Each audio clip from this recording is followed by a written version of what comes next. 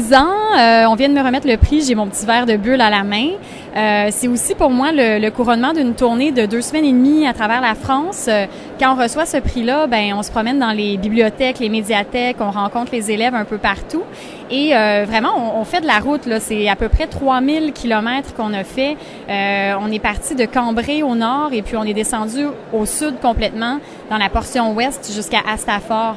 Donc, pour moi, c'était une expérience vraiment intense où j'étais comme super bien reçue partout où je passais. Les gens sont très curieux aussi de notre littérature dans les associations France-Québec où on passe. Les gens sont intéressés, sont intrigués.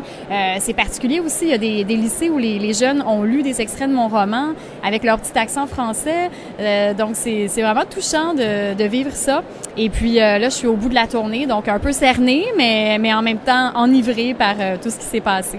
Et le livre qui est disponible depuis le début mars, ici en France? Oui, c'est ça. Donc, le livre, il a été publié en France dès mon arrivée. Moi, je suis arrivée le 5 et le 6, il est paru dans les librairies. Et puis, c'est chez Phébus. Donc, j'ai mon éditeur français pour le marché ici. Et puis, à travers mon périple, j'ai eu l'occasion d'aller dans certaines librairies. Puis, je l'ai vu, il était là sur la table. Donc, ça aussi, c'est vraiment très, très agréable pour moi. Et c'est venu avec une bourse de 5 000 $? Oui, c'est une bourse de 5 000 €. Et pour moi, cette bourse-là, c'est comme du temps d'écriture qu'on m'offre. Ça me permet de dire, OK, pendant quelques mois, je vais pouvoir vraiment me poser, me concentrer sur mon travail et puis avancer plus vite que d'habitude. Donc, quand même, tu sais, c'est pas rien. Et Griffintown sera disponible bientôt en anglais? Oui, on m'a dit que c'était au mois de juin. Donc, chez Cormorant, mon éditeur qui est à Toronto. Et c'est Sheila Fishman qui a traduit le bouquin. Et bon, pour moi, c'était impressionnant parce qu'elle a traduit plein d'auteurs québécois que j'adore, Anne Hébert, Jacques Poulain, Michel Tremblay, tout ça. Et donc, elle, parfois, elle s'intéresse à un roman québécois et elle appelle des éditeurs qu'elle connaît et elle leur dit si tu veux publier ce livre-là, moi, je le traduirai. C'est ça qui s'est passé avec Griffintown. Et puis là, on vient juste de déterminer la couverture du livre.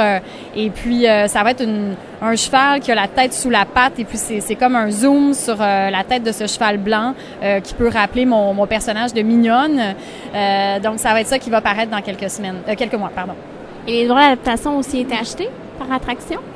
Oui, il y a une option sur l'adaptation cinématographique du roman qui a été acquise c'est l'été dernier. Ça, c'est sûr que c'est emballant, mais en même temps, il y a plusieurs étapes avant de se rendre au film. Donc, moi, je touche du bois en ce moment même, pendant que je te parle, et je prie ma bonne étoile pour qu'on puisse développer le scénario. Et ceci dit, c'est peut-être pas moi qui va l'écrire. C'est quand même un genre d'écriture assez particulier, le scénario, avec des contraintes, tout ça.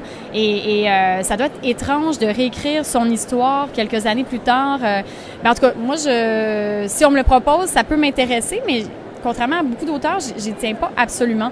Je suis pressentie pour être plutôt une conseillère à l'écriture, donc pour s'assurer que tout le milieu des cochers est représenté de façon réaliste à travers l'adaptation. Et donc, on verra, mais c'est une grosse machine, le cinéma.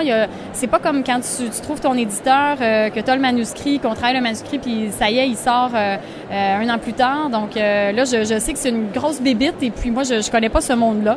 Alors, j'attends de voir ce qui va se passer. Est-ce qu'il y aura une suite à Griffintown?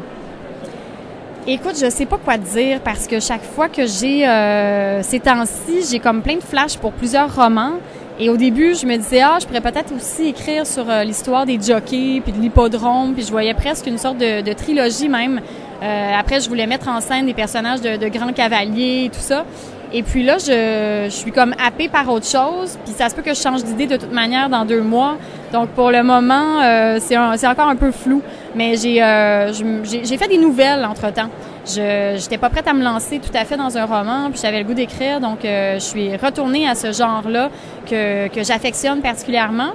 Il y a une de mes nouvelles qui va paraître dans un recueil érotique dirigé par Stéphane Dompierre chez Québec Amérique en septembre.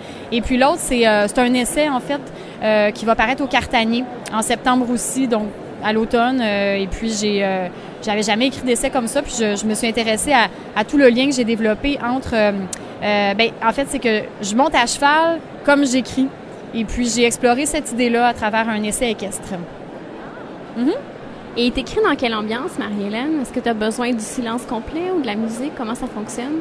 Ben oui, il y a toujours de la musique, puis c'est surtout le matin que ça se passe pour moi, au moment où j'ai les idées claires, et puis et quand j'aime ça le matin aussi parce que la journée est pas entachée par plein de choses qui te sont arrivées, puis des fois tu arrives en moins bonne posture, donc le matin je suis toujours en forme, et puis l'idéal pour moi c'est quand je peux écrire chaque jour dans un délai rapproché, parce que quand je m'absente ou que je travaille pas sur le texte pendant une semaine ou deux, on dirait que je perds le fil, puis j'ai peur qu'il y ait des ruptures de ton.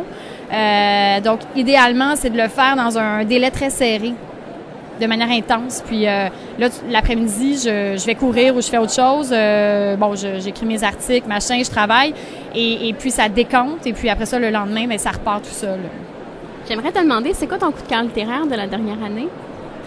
Ah, bonne question. Attends une minute, laisse-moi y penser. Qu'est-ce que j'ai tellement lu parce que je fais l'émission La tête ailleurs. Et puis, c'est une émission à Radio-Canada où, à chaque semaine, on me donne un thème. Ça peut être autant les chiffres, le béton ou le sucre. Puis moi, il faut que je parle de 3 livres en lien avec ce thème-là.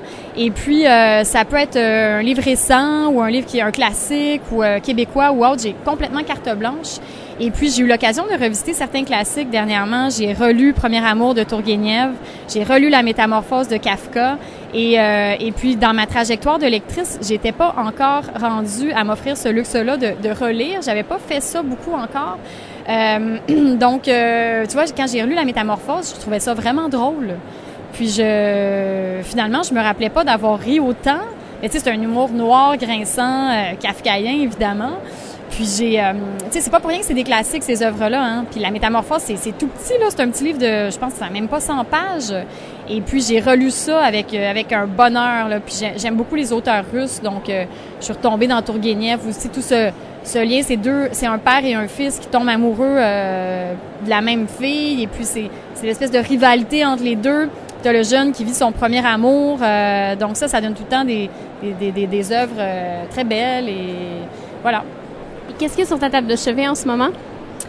Ben là, écoute, ça fait longtemps que j'ai pas vu ma table de chevet parce que je suis en tournée, mais sur ma table de chevet de mon hôtel, j'avais apporté Les fantômes fument en cachette de Milena Babin. Et puis ça, c'est un livre qui s'apprécie comme une bonne chanson pop ou comme une palette de tir d'érable. Tu sais, c'est sucré. Puis à un moment donné, tu te dis, ok, c'est très sucré, mais des fois, un sac de jujubes, c'est le fun. Donc, je viens de terminer la lecture de ce livre-là. Puis là, j'ai aussi un livre de Le Maître et Marguerite, donc d'un auteur russe, là, Bulgakov.